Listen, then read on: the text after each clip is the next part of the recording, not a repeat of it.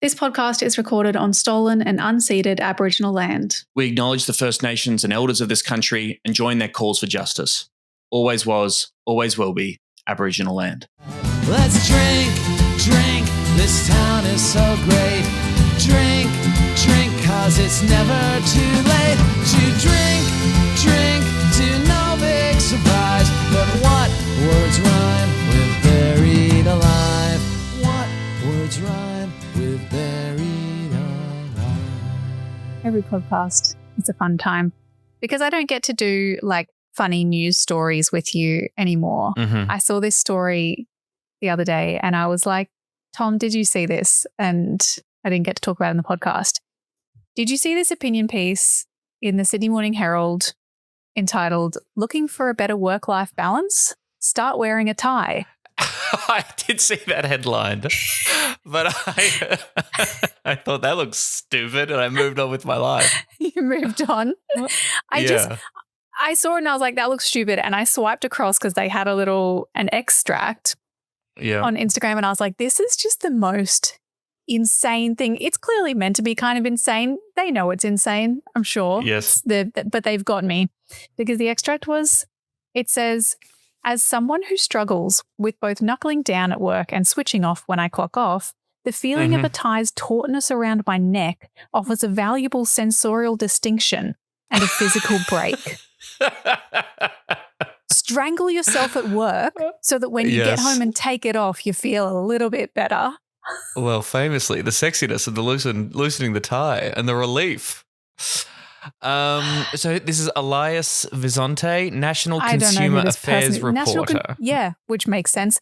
It goes on after that bit. It says, in this vague post-working from home normalized world where dress codes are increasingly casual and workers check their emails well before arriving at the office and long after leaving, it's easy for the start and end of a workday to blur into one.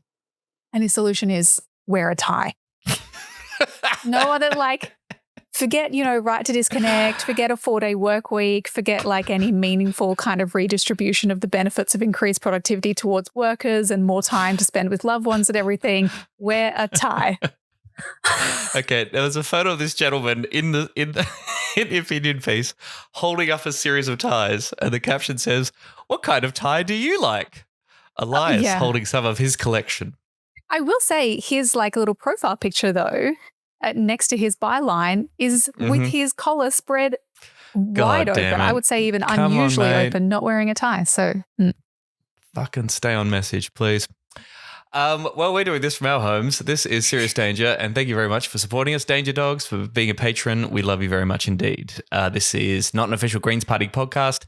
It is produced by Michael the Griffin. Great to see you again, Emerald. What in the hell? We're not talking about ties for an hour, are we? Good to be back. But we are in some way talking about, a loosening of inhibitions at the end of a workday as a scrap of relief for the working class. Getting fucking smashed. Getting smashed, mate. Alcohol.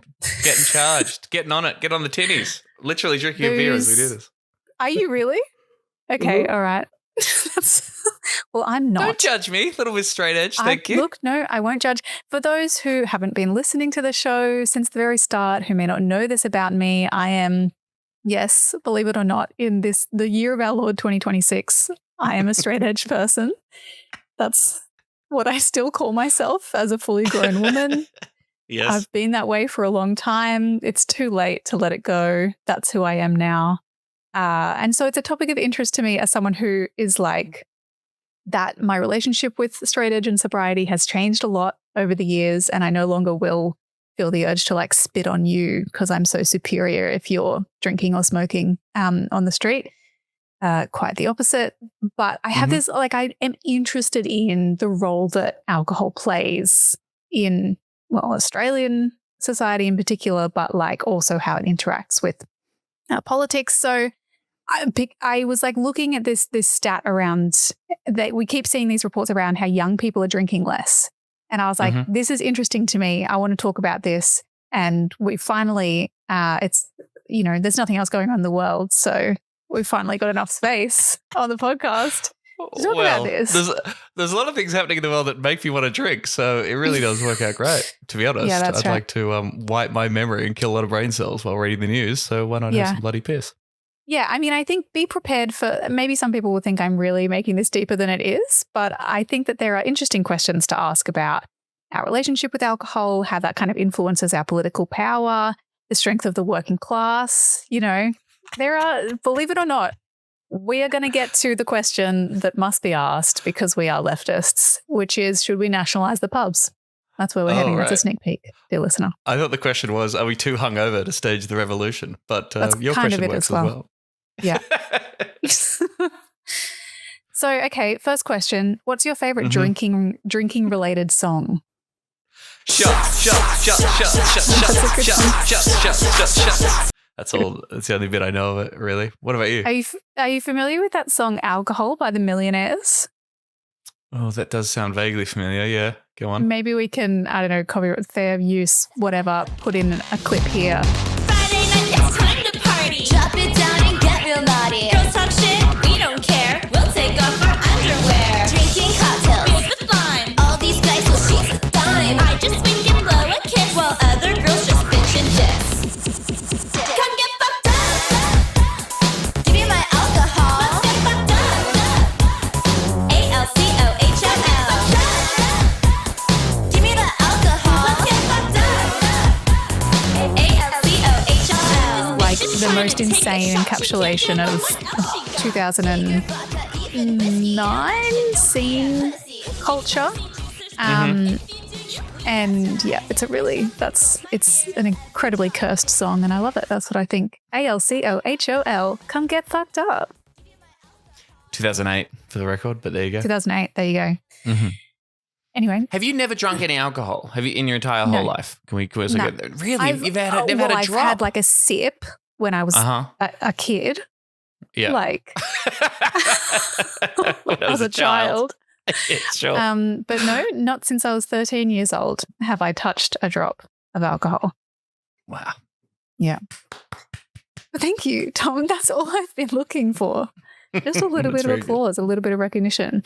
And, you know, I was ahead of my time. I'm much like the youth. This connects me with the young generations because last year a study by Flinders University analysed over 2 decades of data from more than 23,000 Australians, finding that abstention from alcohol is on the rise and weekly alcohol consumption is declining, particularly among younger cohorts. So I assume Australia is lost. Australia is over. This around. Yeah. Yes, I've heard all about this. Yes, this is a constant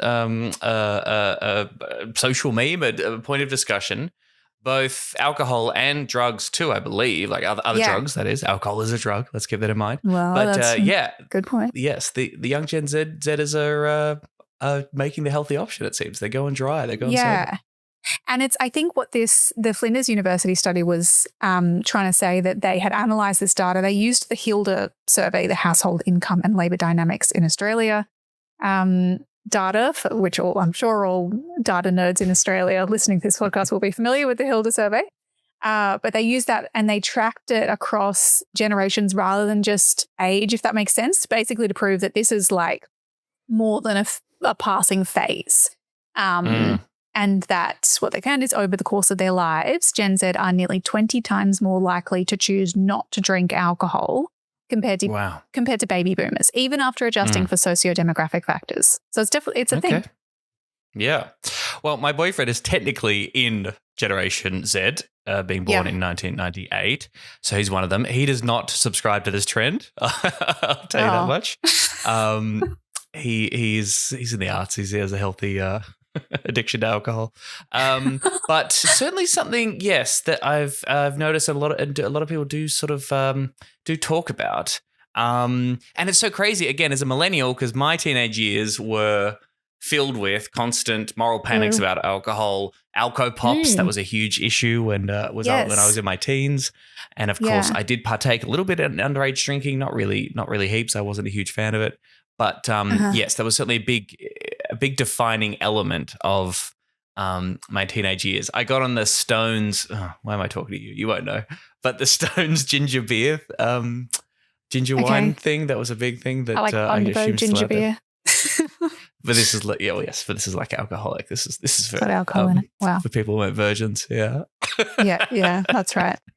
I mean, it's I think that there was like in the early 2000s, it looked like it was going to trend upwards, like young people's alcohol consumption. And there's some takes around, I guess the vibe, then the social milieu. What's the word that I'm looking for? Like the zeitgeist of the early 2000s, the party girls, and that was kind of what was in culturally. And then there's been this movement towards restraint and risk aversion, which I am interested to discuss.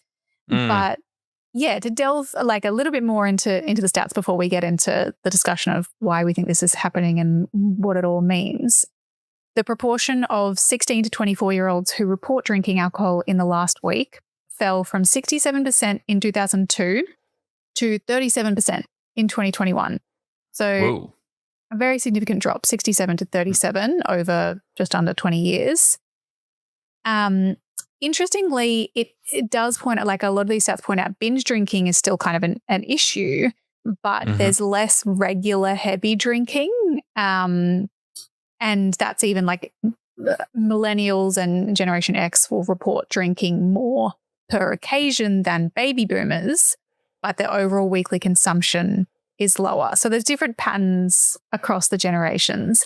And also worth noting that it's not just Australia that we're talking about. So this is a trend that's been identified in most wealthy nations. Like it's been identified in the UK, in New Zealand, in the US, and various European nations. So why do you think this is happening? What's your take? What's the explanation? Good Lord, I don't know. I don't I don't speak to a lot of people in their early 20s that much. I'm allowed. We can be friends. I mean, I cross paths mainly through the comedy scene, younger comedians coming up, but I don't necessarily get a huge insight into their social lives or those kind of things. Yeah. I don't know.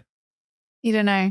I mean, there's a bunch of theories. I thought we could just kind of run through them because they're great, interesting to go through. Because initially, I mean, you pointed out that this is also parallel to actually falling rates of drug use. Because one of the theories, what people just kind of vibes-based guess, they were like, oh, well, it's because they're using more of other drugs or engaging in other risky or addictive behaviors, including like more phone use to kind of like replace their alcohol use. But what the stats tell us is that, yeah, like drug use is somewhat like not as significantly as alcohol use, but there's not an increase, not a commensurate increase in drug use. It's actually kind of slightly down other drugs.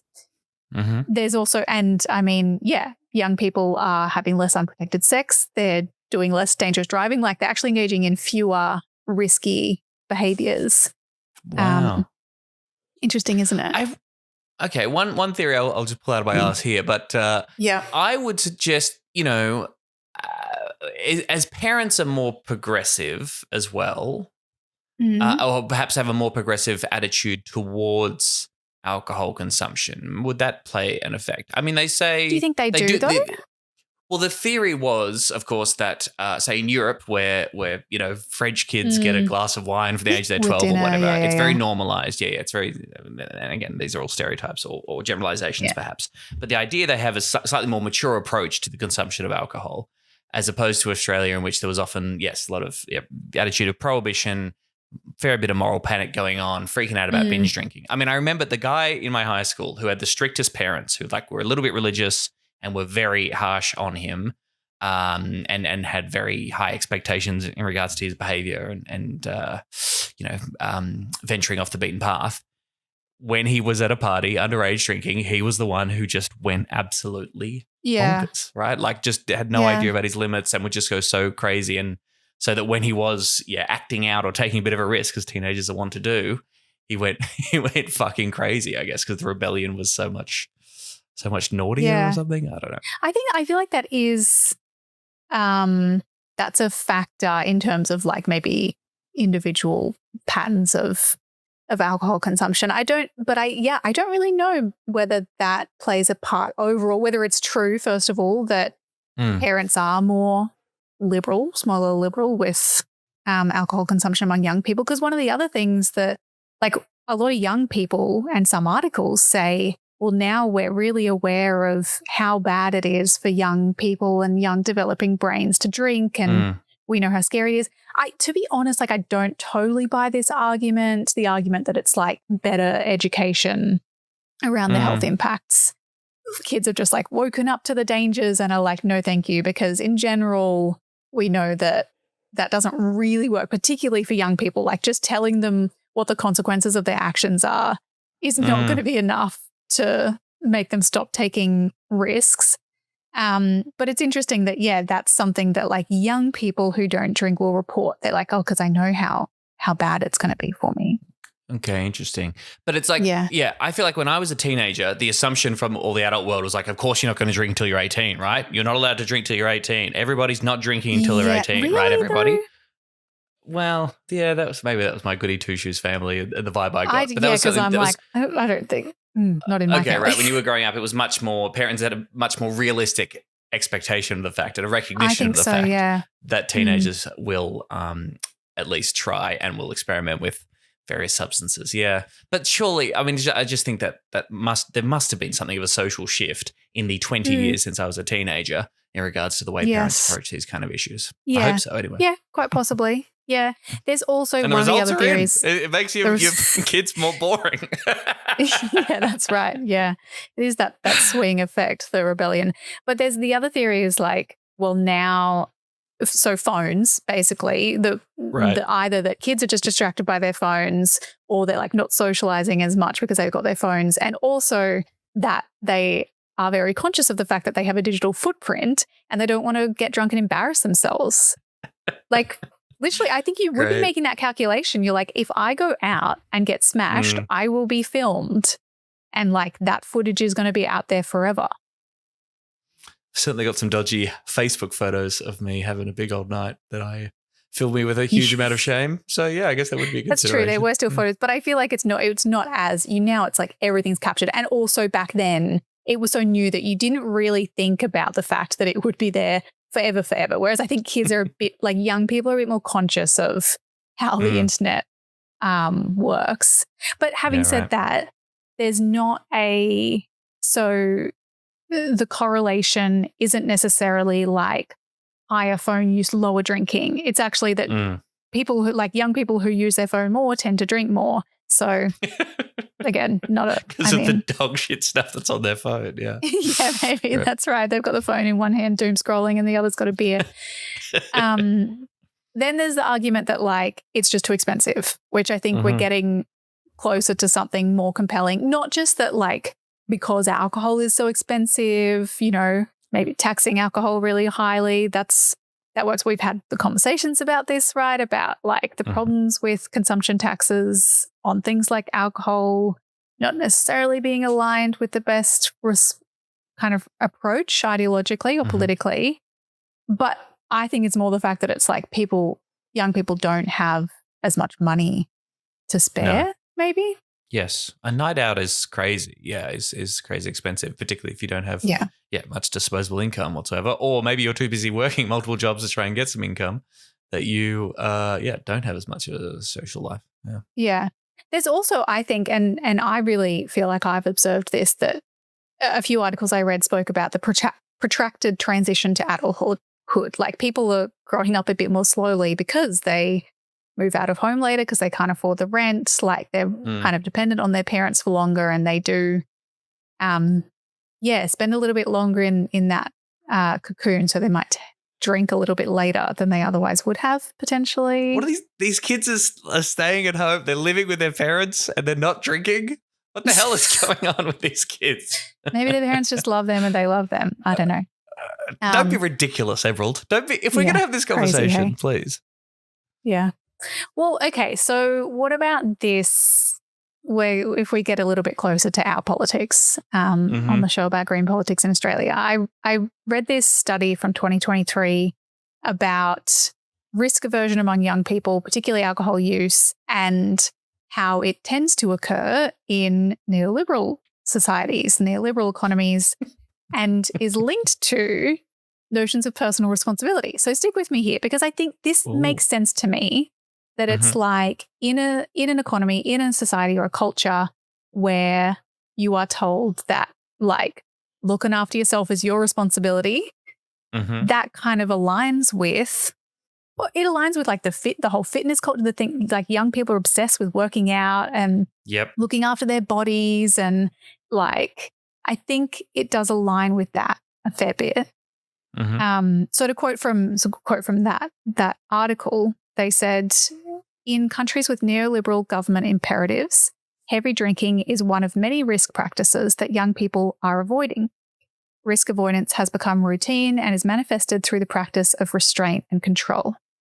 Through normalizing processes, the conduct of the individual becomes governed through moral discourses of responsibility, i.e. notions of, quote, responsible drinking, which is, that's the bargain that our politicians have struck with the alcohol industry in Australia, is that they just go drink responsibly and that's it.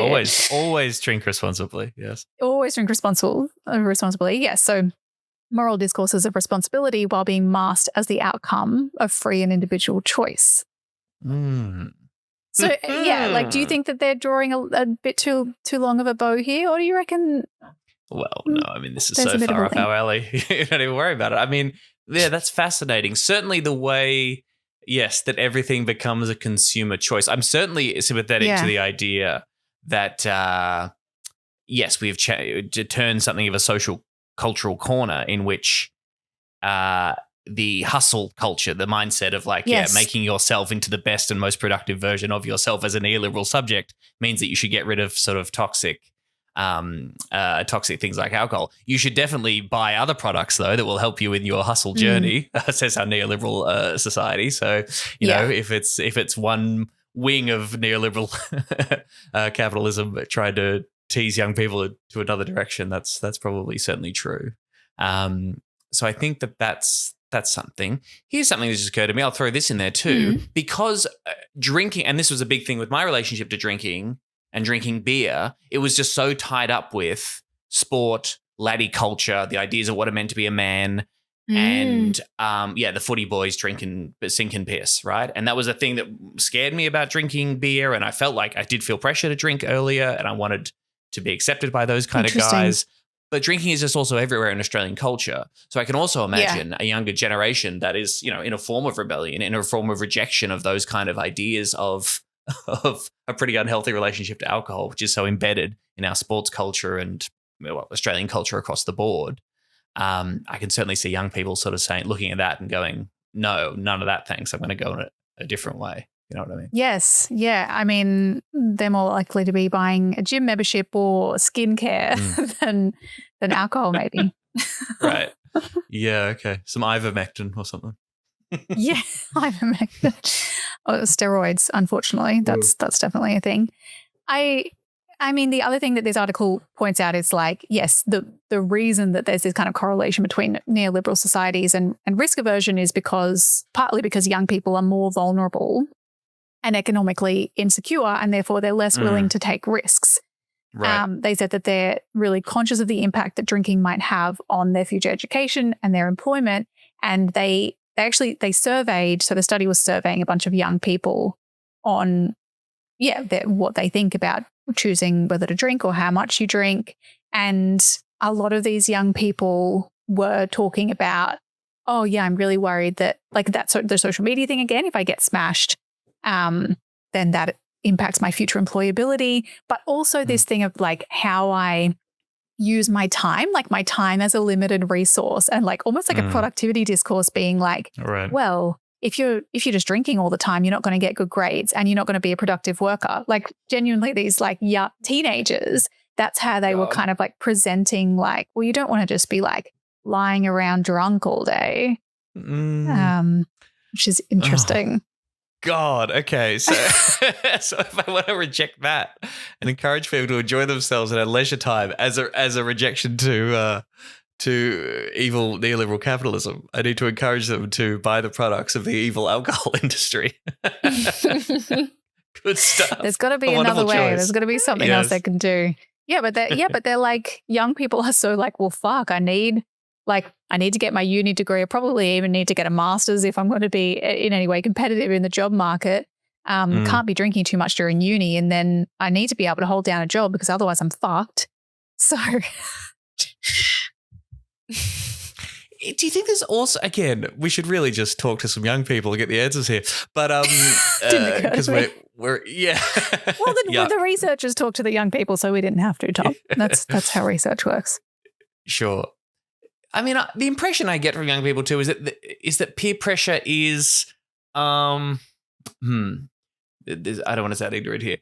Is it true that younger people today have a stronger sense of self and that peer pressure is less of a intense consideration because there's less of a monoculture, because thanks to the internet and a generation raised entirely through on the internet and online and through various platforms, obviously no longer if you're under 16, but have people been able to find a sense of selves and identities and realize all the different things that you can do as a human being, and so that they don't really need to sign up to this idea of like, if you want to be cool, you've got to drink or you got to do drugs or you got to fuck at this certain age. Yeah, this was posited in a few of the articles I read as well. Like, and even specifically in the sense that there is a hashtag sober talk kind of thing. Like, you can get into being sober, but also you can get into a bunch of other communities and niches. And it's true that, there's not this one, as you say, not a monoculture where it's like you go to the same parties and you drink. I think that probably is a factor in it. Yeah. The other thing I was thinking about is I was thinking about this when I then thought, okay, so what's the kind of the Greens policy on this, and thinking about how people like my parents, like hippies, I guess the response to that kind of Nixon era war on drugs that was like, alcohol is a problem, but you're focusing on the wrong thing. Do you know the discourse, like the framing that I'm talking about? There's often people who their response to, major party politicians' kind of war on drugs rhetoric is, but Barnaby Joyce gets smashed, and I'm sure all of you are drinking alcohol all the time, and you're not talking about that, even though alcohol is the greatest contributor to, harm and deaths in Australia, which is absolutely true. Which, like, all of this is true, I agree with. But it's interesting the way that maybe there's this, like, overcorrection then where there's, like, a greater emphasis on alcohol as, like, harmful and dangerous and even shameful in a way, in order to be like, well, don't shame me for having a joint when you have a glass of wine every night. Am I making sense? You know what I'm trying to say? I think so. That's the reverse of the idea of, removing the distinction or recognizing that alcohol is a drug. Yes. So, and if you don't want to take drugs of any kind, lots of people, and then, I think there was people in my generation or people I went to high school with who were like, I would never do drugs, mate. Drugs will fuck you up. And if you do drugs, you're a fucking loser, and then sink, huge amounts of piss. Yeah. So yes, the opposite of that, if you recognize that alcohol is indeed a drug like all the others, and you sort of say, well, I actually want to be drug free. I don't want to get involved in and any then you of that look stuff. at the harms that alcohol causes in the community. I guess it kind of makes sense that you'd be like, well, fuck, maybe it's the worst of them all. Like there was this quote in the study, one of the kids that they surveyed said, quote, I'd compare it to be as bad as meth or something, because if you get on the drink super hard, you can see people just throw their lives away. And it's like, God. Yeah, I guess, but interesting framing. Did you see that, like, what I was thinking of when I said people like my parents is because I feel like I always saw growing up in Byron, there was like a sticker or a motto that was like, man created alcohol or man created beer, God created ganja or marijuana or cannabis. In whom do you trust? Basically, like, don't drink, smoke weed instead. Just smoke weed every day, man. It's what Mother Gaia would do, bro. Yes, if Jesus was here, he'd be smoking a toke, man. Yes. But if you look at the Greens, policy on alcohol and other drugs. It's the alcohol and other drugs policy, and all of it is like very deliberately this kind of lack of distinction between alcohol and other drugs, which I think is the correct, like I completely agree with that. And I think that this arbitrary distinction between alcohol and other drugs is fucking stupid and harmful and stigmatizing. And the only kind of specific policies that the Greens have around alcohol is to, quote, increase public awareness of the risk of alcohol use and greater awareness of consumption guidelines to bring consumption patterns within the range recommended by public health experts. Noting that, like, the Greens don't have an objective in their policy to raise public awareness of the risk of, you know, other drugs. But clearly, yes, it's an objective to undo some of the uneven weight that has been given to use of to the risks of other drugs in lawmaking and public discourse for so long. Yeah. Right. And you're saying that because there is a lot of public awareness campaigns about the risks of drugs that aren't legal? Yeah. I mean, you don't think so? Yeah. No, absolutely. No, sorry. I was just clarifying that. Yeah, gotcha. Yeah. I think that's what this is in response to is my, like, I don't think this is only in response to that, but I think it is often presented alongside it, that it's like, well, we're always told how bad drugs are, but alcohol is totally socially accepted. We need to work on Australia's alcohol problem, and starts by you know, acknowledging it. Yeah. And crazy how as a society, we're like, when it comes to alcohol, everyone agrees with a harm minimization approach, essentially. They sort of say, well, I mean, obviously everyone should be allowed to drink, but, you know, we should put in a whole bunch of guardrails and regulate the industry and have licensing issues to make sure to try and make it as safe as possible. We're obviously failing that in a whole bunch of ways. I'm not saying that alcohol is a benign presence in our society, but surprise, we tried prohibition with alcohol, or at least America did not go well, and everyone knows it didn't go well, and yet we refuse to apply the same logic to other substances. Yeah. Do you remember when Max Chandler made this campaign, Ian Griffith released a stubby holder? No, what do you call it? I think I might have seen one of these. Stubby cooler. What is it? Stubby holder. Stubby holder. Yeah. Thank you. I feel like stubby cooler sounds right to me, but okay. Maybe it's a Queensland thing. I don't know. But it said, you know, the slogan, not only was it a stubby holder, but the slogan on it was Max for Griffith, never surrender, 4-day week and a 3-day bender. What? Which Lads. Yeah, which some, you know, alcohol kind of awareness advocacy organizations were not too happy about the Greens selling merch promoting a bender. Boy. Promoting?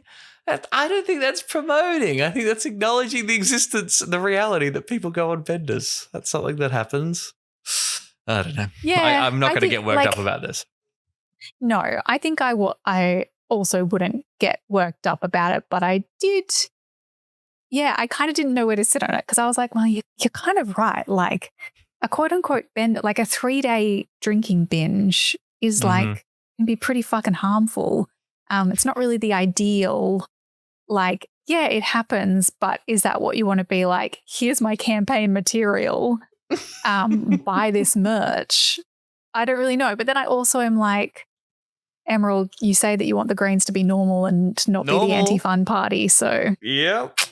This is the hill upon which you cannot die, if that is the case. I think it's fine. Well, obviously it's not. Didn't work, did it? So well, it did. He got elected. I mean, well, he got elected that time. Yes, okay, that time, right. Yeah, but not this time. So maybe he should have had the stubby holders again. Maybe that was what lost the votes. We'll never know. Have little baggies with like Max's little face on them, and and why syringes not? and stuff. Why not? Why not? The Greens have condoms. You know. Let's do it. One thing I think is interesting, and I should note as well, looking at the stats and the research around how young people are consuming alcohol, is that, well, actually not even just young people, I think as a broader cultural phenomenon, is the theme of not necessarily abstinence, but moderation, which I'm sure, like, I've definitely noticed anecdotally, it is so much more normal now, particularly as someone who doesn't drink. Like, that's no longer, people are like, oh yeah. Like, a lot of people don't drink, a lot of people not drink for a little while. A lot of people will drink non-alcohol drinks. And that's a common thing among young people too is like going quote unquote damp rather than dry. Or you do the thing where you moderate your drinking by zebra striping. Do you use zebra stripe? You know what this is? No. I have no idea what that is. No. Apparently that's a term for when you drink non-alcoholic drinks in between alcoholic drinks. Oh, okay. That's very good. Yeah. I mean, yeah, think about Dry July, how long that's been going, how normalized that is. I know it's for charity, but, you know, that concept. Hello Sunday Morning, big public awareness campaign about encouraging people to go alcohol-free. Tom Holland, I believe, Spider-Man, has talked really openly about how he just stopped drinking and it changed his life for the better. And think of the proliferation of alcohol-free products out there, like, you know, alcohol-free beers and alcohol-free wines. Like it is, yes, that is, I remember, you know, 5 years, 6 years ago, maybe a little bit longer, all that stuff was the stuff of mockery. And now it's become so common and so normalized that it's really not that big a deal. Yeah. Oh, like maybe 10 years ago or even less, if my friends and I who were straight edge found like a non-alcoholic beer, there would be like one and you would find it in some obscure supermarket and you'd be like, holy shit, this is so cool. Whoa. Like we all have to try it. Like it was so hard to find. I know there's spirits, it's overwhelming. Like I like it's a non-alcoholic insane how it's the rosé same myself. price. Oh yeah, Yes, right, okay. That's true. It's Well, crazy how it's the same price. Yeah. It's like as someone who's also vegetarian, it's like vegetarian options being the same price as meat a lot of the time, when it's like, it did not cost you as much to make this, did it? But I will consume your fake products because I'm a sucker. Thank you very much.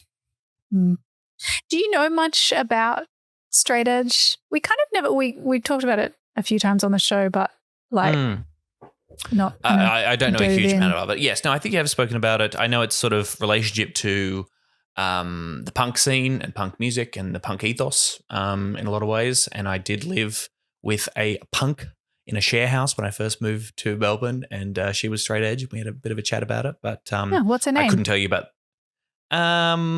I forget her name. It was a very long time ago. She was very nice though. Yeah, okay. I wonder if I know her. Probably. She's British, so maybe not. Yes. Anyway, sorry, sidetrack. We'll get that for you all later in the show, everyone. Tom's British straight edge housemate. But like, I think it's interesting for me how I have personally figured or conceptualized straight edge in my mind over the years as my politics has developed, because I think it can be simultaneously seen as this really kind of like individualistic and in a way, like conforming with that neoliberal ideal of individual responsibility and self-control and, you know, ideas around control over the body and individual action, like removing yourself from society rather than trying to transform it or change it. I think all of that could be true about straight edge, but I also think it has elements of like leftist resistance in a way. Like I think when I started really getting into left politics, I was like, yeah, this is my act of resistance against kind of, I don't know, a culture of, I guess, consumerism, or it's a way of withholding funds from corporations that seek to exploit addiction, traffic in an addictive substance effectively. And like I also reflected on the way that straight edge for me was associated with a community building and and it has a lot of associations with kind of with politics, like political awareness. So it's I think I recommended last time I spoke about straight edge. I recommended the book Straight Edge by Ross Haenfler. I can put it in the show notes, but if anyone's interested, it's old now. It's kind of out of date, but it's a really interesting explanation of straight edge that's actually based on the reality of straight edge communities, rather than, I think a lot of people might not have the most accurate ideas of what it is. But like, I sort of wondered if, you know, if my attempts to align my being straight edge with my leftist politics was like I said, like drawing a bit of a long bow, like trying to be like, yeah, no, this is also socialism because everything I do is socialism. Whatever I'm doing, that's socialism right there. Yeah, I mean, I've always thought of it as my understanding of it. Yes, it seems to be sort of a personal discipline in certain ways and a way of thinking about, yes, consciously about what you consume and yes, and maybe I would have used to think that, yes, straight edge people were judging those of us who do consume substances. But some were. Sure. Rest assured. Yeah. But yes, it's certainly, but yes, it was no coincidence. I think you found a lot of the straight edge community were highly politically engaged people who thought a lot about that bigger stuff, who were pretty invested in finding those kind of communities and solidarities in both scenes like the punk scene or political activist spaces. But yes, your understanding is that this new generation that we're seeing from Gen Z is not necessarily of a straight edge ilk. Would that be fair to say? Well, straight edge as a thing, it's not dead, but it's certainly not what it was. I mean, hardcore, and I should clarify for anyone listening who listens to hardcore, they'll be going, it's not punk, it's hardcore. I'm sorry. Slightly different scene, which is true. Like straight edge is associated with hardcore, kind of an offshoot of punk, slightly different, obviously associated. Hardcore has changed a lot. It doesn't kind of operate in the same ways it used to. In many ways, some people would say it's been very commercialized. Some people would argue, no, the DIY ethos is alive and well. You're just not in the right spaces. That's obviously that's a debate people for still a making different zines, podcast. aren't they? I think people are probably still making zines. Yeah. Okay, but I cool. like it's true for when I was growing up, and I thought this was interesting because some of the literature around young people drinking less pointed out that maybe one of the factors is less access to public spaces like parks and things like that. And for me, though, when I was growing up, the public space that I had access to was the Youth Activity Centre or the YAC in Byron, where they would have shows every weekend or every couple of weeks. And so that's where that was like my social space, my community space. And all the cool kids were straight edge. So I was straight edge too, obviously.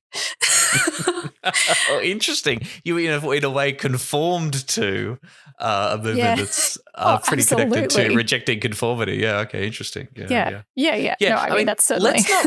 We cannot ignore the role that boredom plays in this story. I mean, particularly, again, me grow up in country Victoria. Even me, I had like quite a few diverse interests and drinking and trying to hook up with girls was not really my scene that much. But even I didn't have that many options. So everyone's going to this party. There's definitely going to be drinking there. I guess I'll go do that. Like we don't have a huge amount of other options for our youth on a Saturday night in the country or more broadly. And as austerity and a retraction of the shrinking of the public realm and public activities for young people continues apace. I mean, people said, with the social media ban, the irony of that Albanese's like, get off your phones and get out there, kids. And you got to go, where? Sorry? Exactly? Yeah. This is the thing that I'm like, yes, hardcore still lives. It's still a thing. But the real missing piece is the availability of cheap all ages venues. Like it is so expensive now to put on a gig. And there's so little access to all ages venues. So most things happen at a pub or somewhere where it's 18 plus. So it's not something for kids, really. So that totally changes the way that, you interact with it. Right. Freezer events. Okay. Amplify, formerly Freezer. They still exist. So you won't know what I'm talking about. But in Victoria, there is a program called Freezer. Amplify Grant Program. Okay. Offers funding to help young people lead the planning, development and delivery of safe, youth-friendly events for young Victorians aged 12 to 25. So it was a government program that would put on like sort of discos or music events that were obviously alcohol-free and, for young people specifically.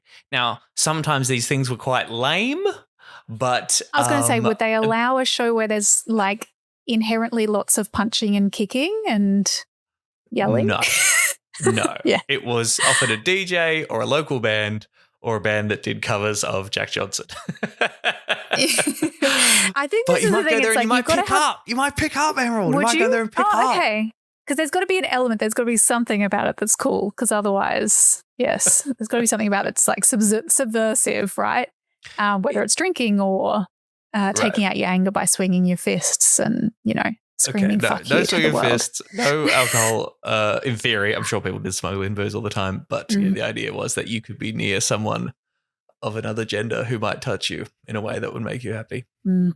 That is worth its weight in gold, let me tell you. Or the same gender. Yeah. Well, the same gender. That's right. Yeah. Well, now we come to the part where we discuss the interaction of temperance movements and, the debate around prohibition and alcohol with early socialist movements, because I just found this really interesting. I initially, when I was, like I said, when I kind of was really getting to grips with my politics and leftism and trying to understand Marx, and I was like, the quote around religion being the opium of the people, the sigh of the oppressed creature, and the idea that the abolition of religion as the illusory happiness of the people is the demand for their real happiness. So once you take away the illusion of feeling good, then you can be like, hey, what would actually make us feel good? And that's kind of emancipation from, wage slavery and the freedom for the working class, et cetera, et cetera. But then some argue that idea of like religion being the opium of the people, there's also this idea of cultural opiates like drugs or alcohol or even sport, pop culture, all that sort of thing. And I was like, oh yeah, that kind of resonates for me. This idea that like alcohol is this thing that kind of sweetens the deal. Like you work a crushing, and this is what I mean, like, I'll take it full circle back to the idea of taking off your tie. But the idea is like, yeah, you fucking hate your job and you go and you work this soul crushing job to pay the bills. But then your reward at the end of the day or the end of the week is you get to get smashed. And so they kind of have this like symbiotic relationship where alcohol, I feel like, works hand in hand with the labor, like with work, really. Like so many people who work a 9 to 5, or even any job, it's like you have after work drinks on a Friday. And I do feel like that's part of the kind of the idea of work or people's experience of work in Australia. Yes. Well, yes. Generally speaking, of course, work and finances is people's major source of stress. But I mean, you saw it during the pandemic, right? When everyone was having these pretty insane mental health episodes trying to deal with how strange the world was. And I think drinking went bonkers, right? Like a lot of us, certainly speaking for myself, I definitely turned to alcohol as a form of stress relief. Yes, that was definitely, yeah. What did you do? What were you up to in your little lockdown? Yeah, well, Queensland, we weren't doing too badly, so we didn't really have the experience that you did down in Melbourne. Yeah. So yes, okay, that's interesting. Yes. But then we but we do enjoy drinking alcohol. Like it is fun. This is why with the drug conversation, I'm always like, we do keep in mind, please, that taking drugs, and I'm talking entirely my own experience, and I know it's really difficult for lots of different people, but you cannot ignore the visceral sensation that recreational drug taking does bring, which is the reason why people do it. Yeah. Right? Yes. Like, but that's so often left out of the conversation. And they're like, what's wrong in your life that you're taking drugs? You're like, no, you need to take some drugs because it makes you feel good for a little bit. And if you do it responsibly and you have a reasonably, a healthy approach to it, I'm not saying that I always do or that other people do, it can just be a fun thing that you do and then move on with your life. No, absolutely. That's the thing. Yes. I think my view is that like drug use, including alcohol use, is not inherently problematic. I think for some people, they can't. Their like personality, their relationship with drugs and alcohol is such that they cannot just do some drugs and alcohol and be okay. Certainly. Yes. But yes, like but certainly here the structural factors, the material factors are not the problem. No, right. But yes, certainly the structural, the way the economy is organized, the way our relationship to work, which is a much bigger question, driving people to having an unhealthy relationship to those drugs and alcohol, or the drug of alcohol, is certainly an interesting idea. Yes, what are the social and material forces that give rise to culture that says, don't organize your workplace, don't have a 4-day work week, just go really hard on Friday night drinks or the Christmas party? Yes, well, it so happens that this debate is not new. Apparently, at the 1905 International Congress Against Alcoholism in Budapest, Emile van der Velde, who was the leader of the Belgian Labour Party, the first avowedly socialist government minister anywhere in the world history in 1914. He proclaimed that, quote, the Social Democrat cannot be either disinterested in the alcohol question or confine himself to a more or less benevolent neutrality towards those who are working for temperance or abstinence in labour organisations. So there was this real debate, I have discovered, happening in early 20th century socialist movements about should we be pushing for prohibition or should we be kind of focusing on the quote unquote alcohol problem or alcohol question? Or is the priority you uplift work conditions first, like you secure the 8-hour workday so that people aren't driven to drink, or as is the case under prohibition, as people pointed out, seek other drugs or seek, like they'll find a way basically to dull the senses. Yes. So the Second International Report, 1914, Second International, in that report included this quote: the emancipation of the working classes from the yoke of alcohol must therefore be the task of the working classes alone.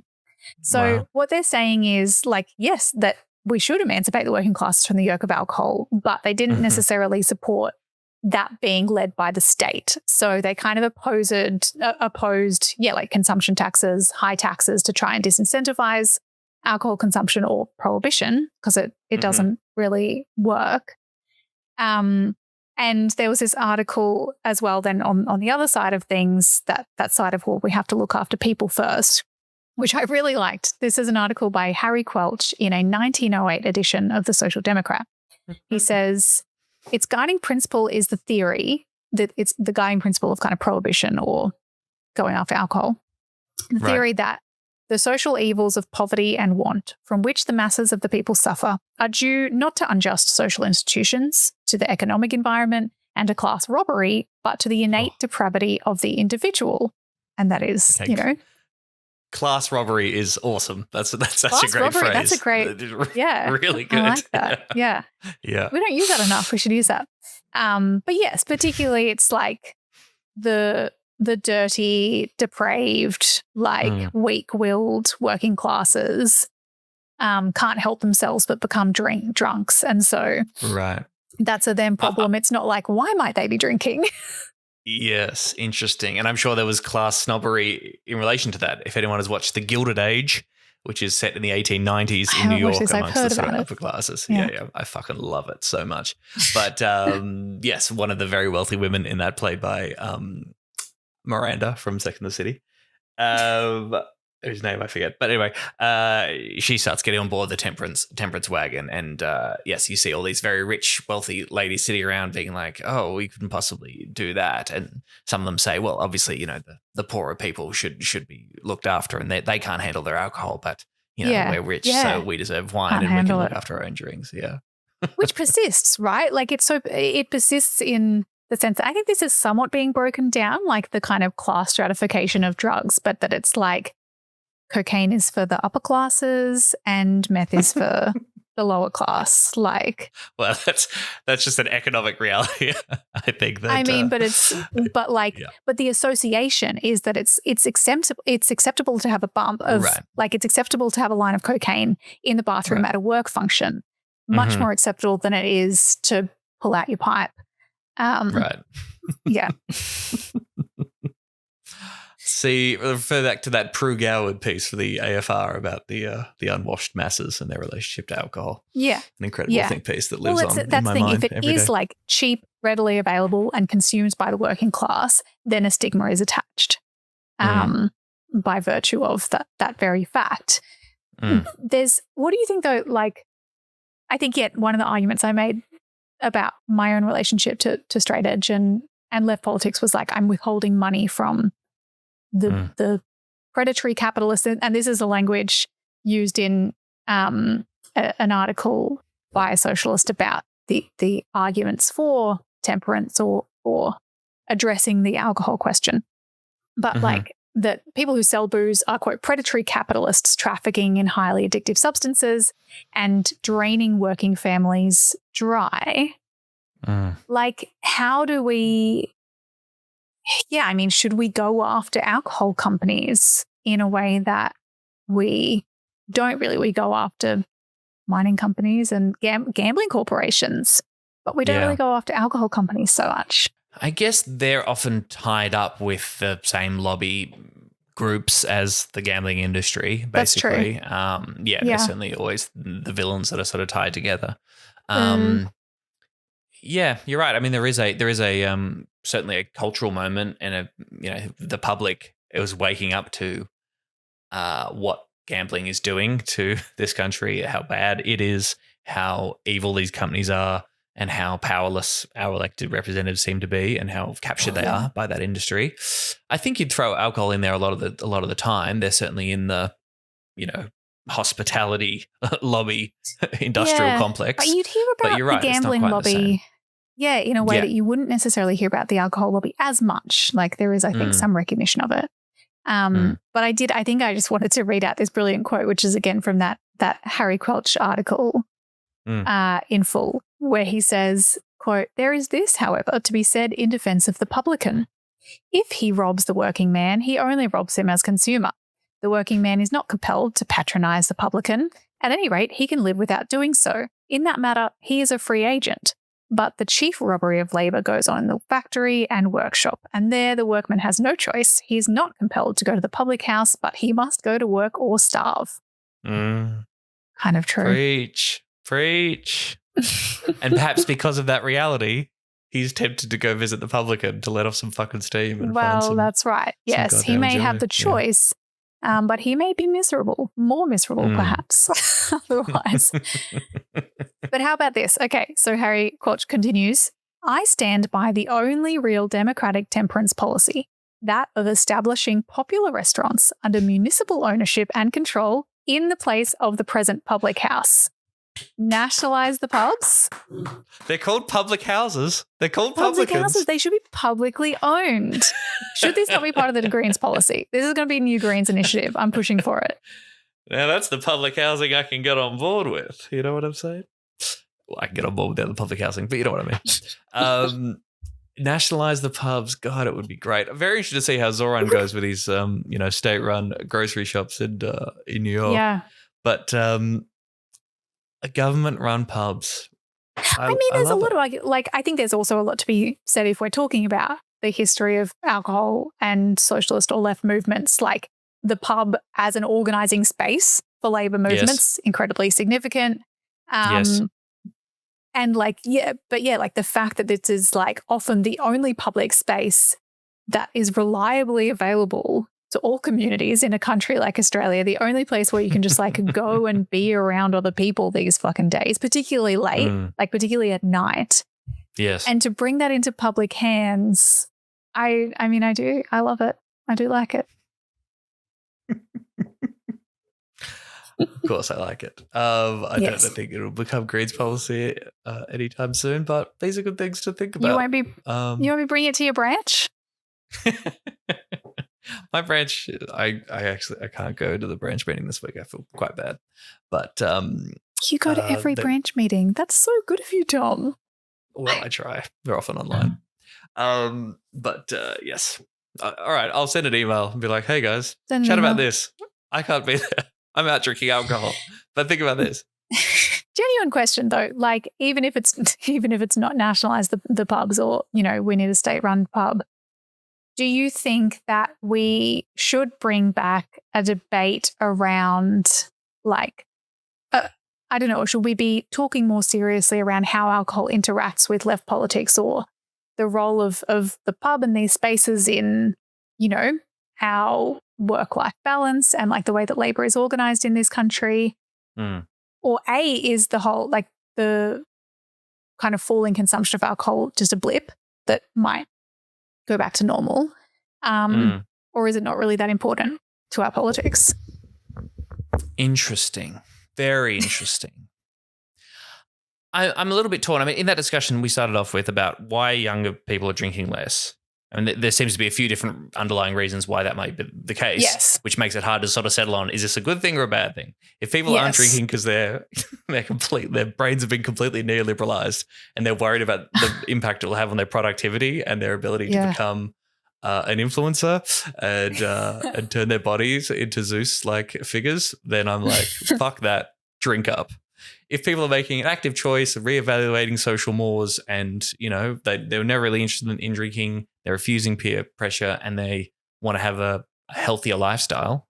And to be clear, my relationship to alcohol probably could be healthier. I don't think it's too bad, but, I'm not going to say that my generation, nailed it.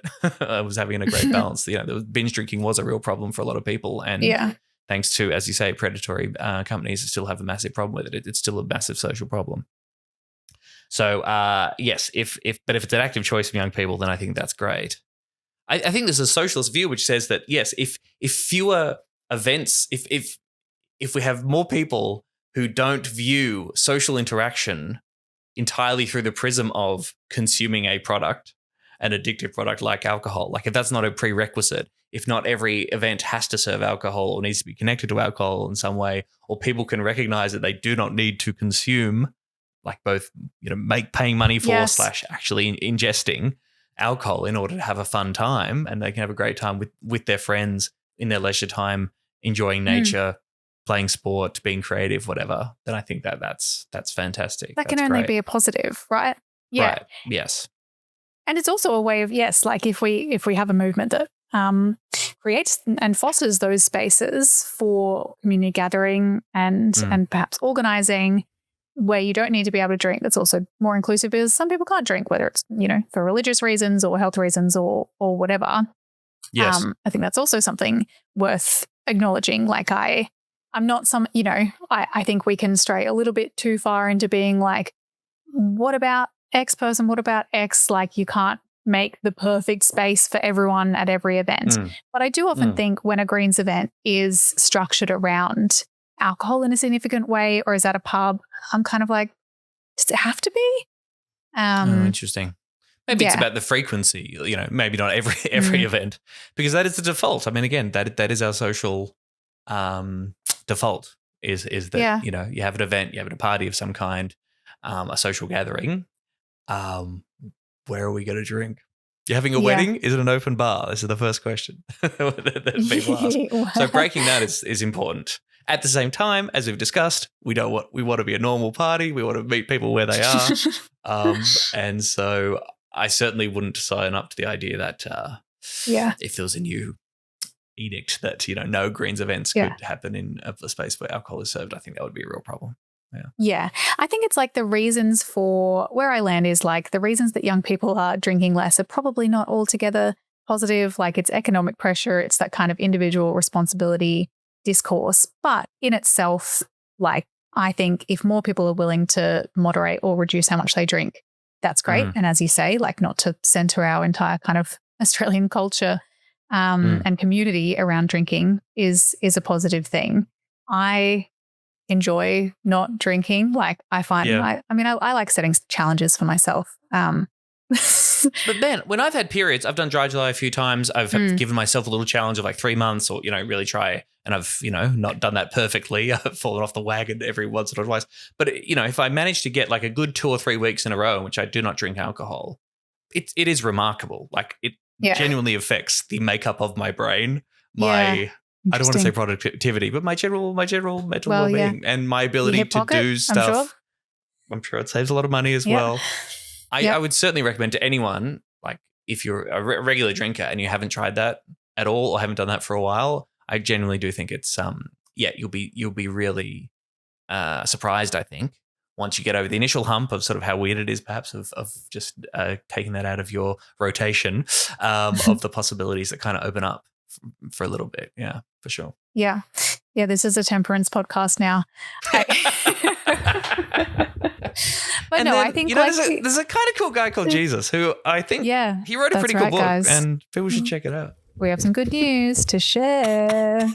No, I think that Australia obviously has a fucking drinking problem. We have a gambling problem. We have a drinking problem. Yes. And yes, like it's probably a positive thing that young people are aware that, particularly like I do agree with the shift towards less distinction between alcohol and other drugs because I think that's logical and I think it's just fucking true. Like they're all drugs. But I think ultimately I kind of wanted to finish by reading out another quote from this, whenever it was, 1908 article by Harry Quelch in the Social Democrat, because I think it summarizes it well. He says, We Social Democrats, on the other hand, want to root out the cause of the evil. We aim at destroying slumdom and poverty. We aim at promoting real temperance by giving the people decent homes and decent places of recreation and social intercourse, by creating a material environment which will discourage vice of all kinds and make decent human life possible for all. Yes. 118 years later, still true. Still working on that. Sorry, Henry. Still working on it. We're going to get there. We will get there. The kids are ready for it. They're crying out for spaces to do stuff that's not drink, and the Greens are going to deliver it to them. You heard it here first. Breaking Greens announced policy for council-run pubs. Lock it in. Thanks so much for supporting our show, everyone. Thanks for being a patron. Your money really does help us make this thing possible. It helps pay Mike's wages. It helps cover our costs.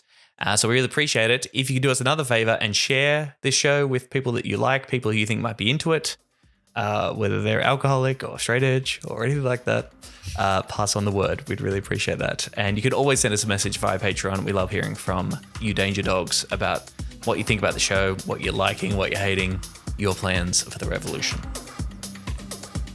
Goodbye. Come get fucked Goodbye. up. Cheers. Give me my alcohol. Shut.